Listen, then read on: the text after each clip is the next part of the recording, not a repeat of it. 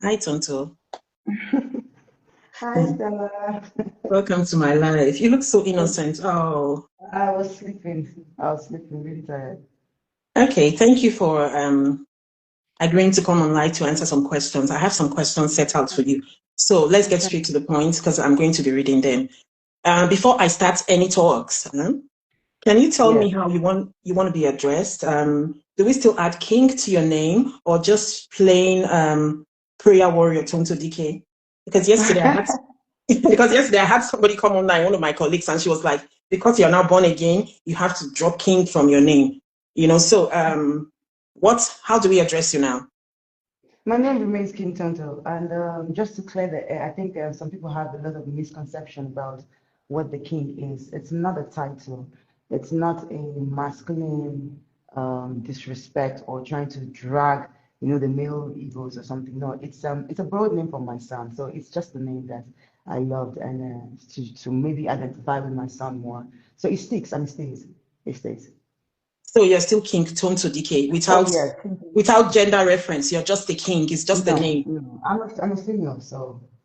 Okay, thank you for that. I'm sure all the people who have been wanting to know why you've not dropped it, they know now. So let me get straight to the point. You are born again.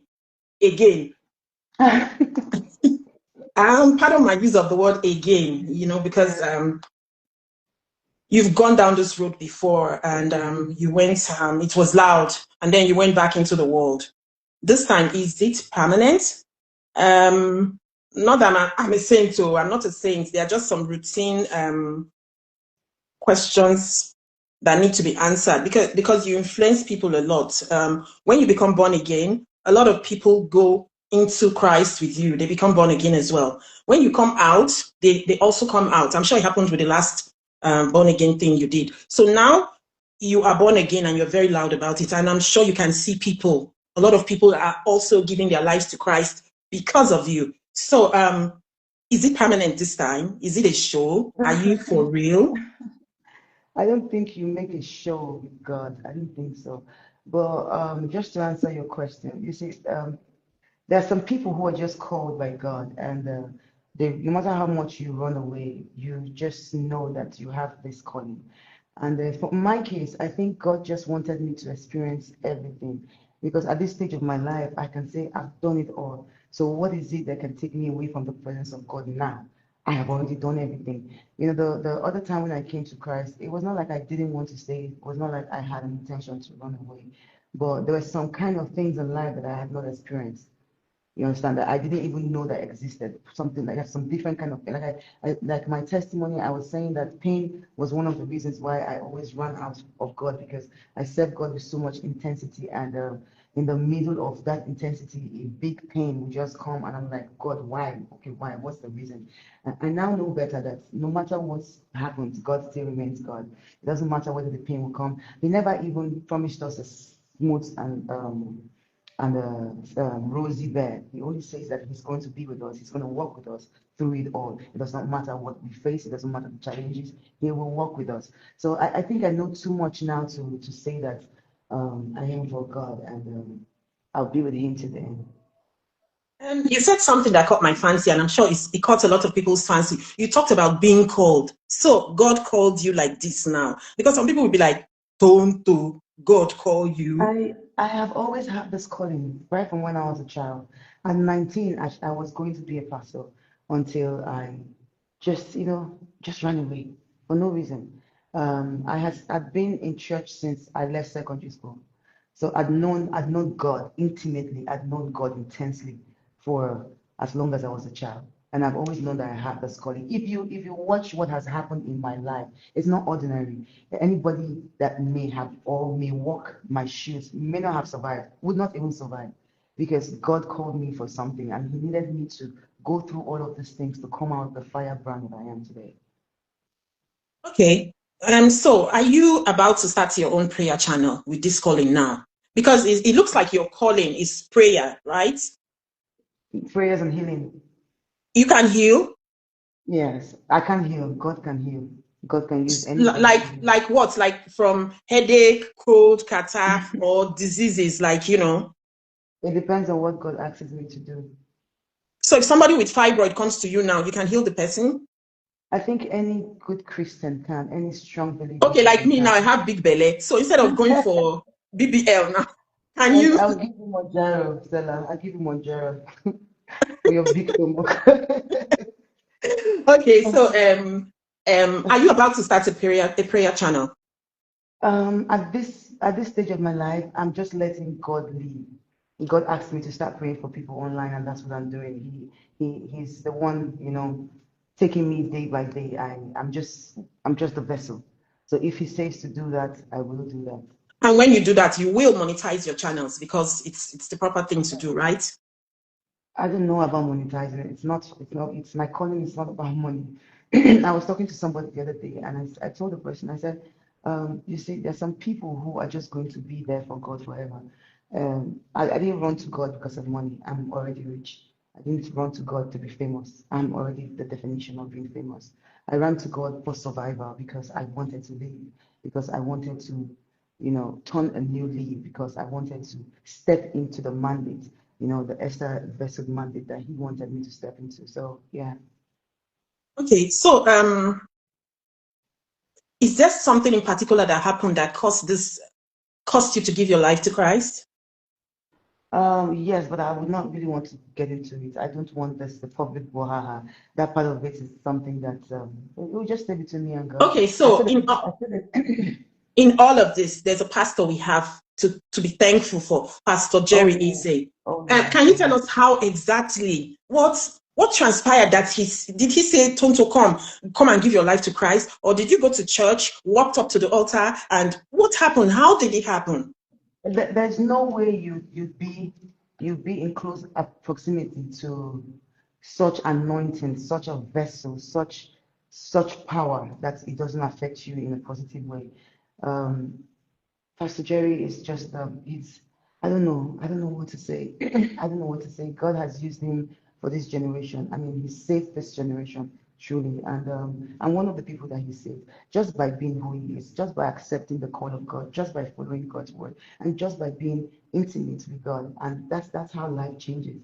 You He missed doesn't my need to question. call Did you you. walk to church? I'm getting there. I'm getting there. Okay.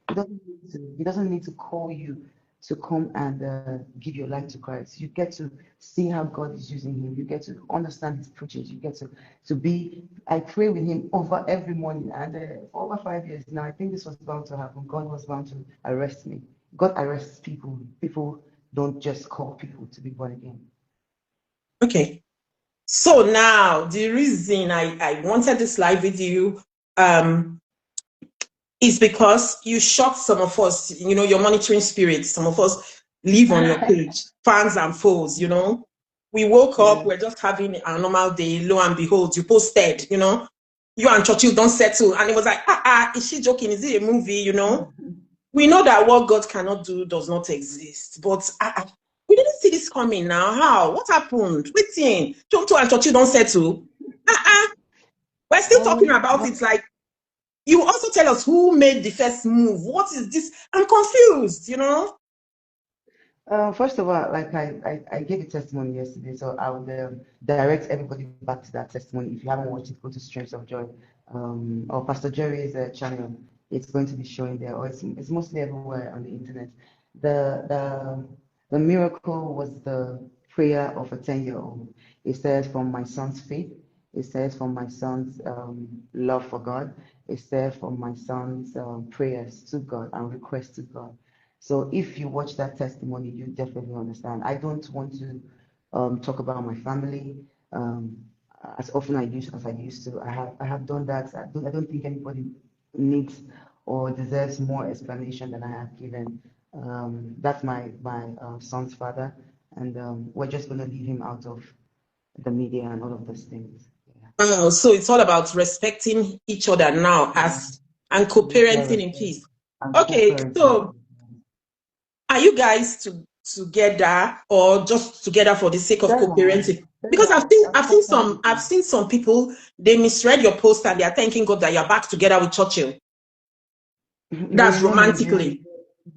Well, Nigerians now, even if you want to put, no, I'm sorry, not Nigerians, I mean human beings as a whole.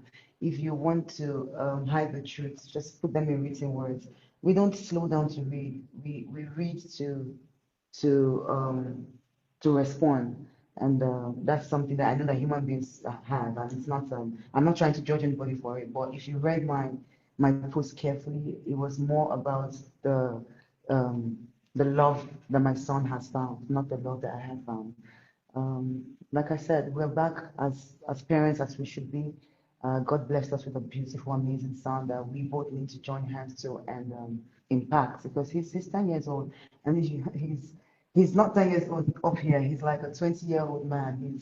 He's so mature, and no matter what we do in life, peace is just the ultimate. And my son has to benefit from that peace and that love. Okay. I'm almost tempted to ask about his first time of talking to his dad, but I'm sure that's very private. I don't want to go into Yeah, that, except you want to that's tell us. Okay, if you don't want to, let's move um, on. That's not my business. A lot has happened online in the last few months. That's before we got to know that this born again thing with you is for real. Some people have dragged you. We'll be waiting. I was going to your page to refresh. Don't talk soon reply. Don't talk soon reply. My dear, we didn't see anything, no. So both I'm representing your fans, as in your foes and your friends and whoever. Is that old controversial Tonto gone? Is it this new you now that we're stuck with forever? No more replies, no more. Is this it? Uh, salvation births peace and joy and happiness. And once you live with all of those things, you tend to have unexplainable joy. It doesn't matter who's driving you, it's that person's reality, that person's mindset, is that person's, it's all about that person, not about you at in reality. So why respond to negativity? It's not part of my journey anymore. It's maybe who I was, but it's not who I am.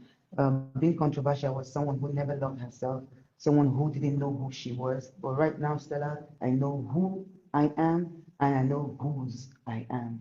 So all things have passed away. And I do not want to be identified or addressed as ex-controversial. I think everybody should just respect my journey and address me as who I am today.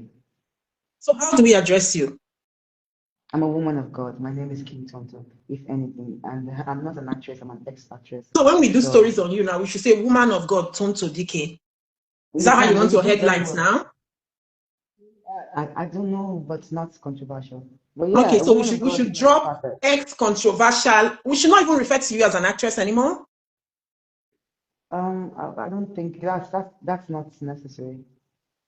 Okay, so we Yeah. get it. We leave out actress, we leave out controversy, we leave out all the old things that have passed away. What about Yeah. are you looking forward to would you want to get married again? For now, I just want to follow Jesus. I want to know him. I want to build an unshakable faith. That's not what I'm looking for. I already have so much love in my heart already for God, and you see all those love that all this love that we keep looking for everywhere and making mistakes. By the time you calm down and you love God and know God, you understand that God is love, and you are content with where you are. Right now, I'm content with where I am, just knowing and pursuing God. Okay, so Whatever that my life is all about, God, let your will be done. some people's idea of being born again, you don't represent it. Your glasses, your hair, your eyelashes, your nails. What do you have to say about that? They say if you really know that you're born again, let's go of all these worldly things. I don't think they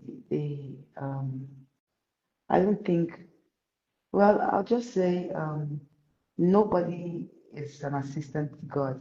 Nobody knows what being born. I won't say not nobody knows what being born again is, but nobody can impose how you can look as a born again Christian. I have lashes on, so what?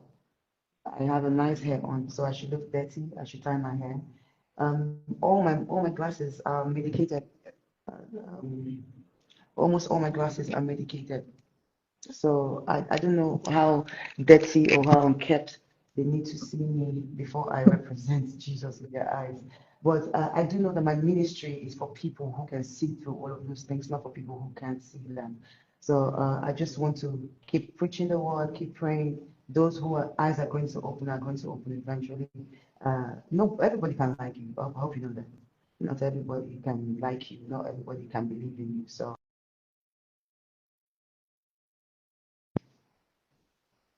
Oh my God. You sound so calm and so put together. It's beautiful to watch you talk and to listen to you. You have so much knowledge right now to impart. I think you're on a good journey, you know. We will join you in this born again thing. We will join you. We're just waiting for God to direct us. Stella, Um, you fasted. You fasted the last day of fasting. You fasted, and you told me that. So I'm impressed. It's one step at one step. As your friend, I am not hungering you to become born again. I'm praying for you, and I know that God is going to arrest you. If I be forceful with God on you, you may run away as my friend. So it's one step at a time. You fasted on your own because you saw me fasting. okay. Okay, now That's fine. that has reminded me of another question. You've made peace with your ex. There are a lot of other people that you need to make peace with. How are you going to do it? Are you reaching out to people behind? I don't have anybody that I need to make peace with. I don't have Some of these anybody. people that you fought with online, are they back as you can settle with people without bringing them into your space again. Yeah, yes, I'm one person who believes that forgiveness has nothing to do with reconnection. Um, and I can't think of anybody that I hurt. Maybe people that hurt me, they need to apologize to me, and that's fine. And whether they don't apologize to me, that's also fine. But I can't think of anybody that I've hurt. I've carefully, within my family, I've made peace with a couple of people. But that's it. That's about it. I don't think I have I owe anybody that.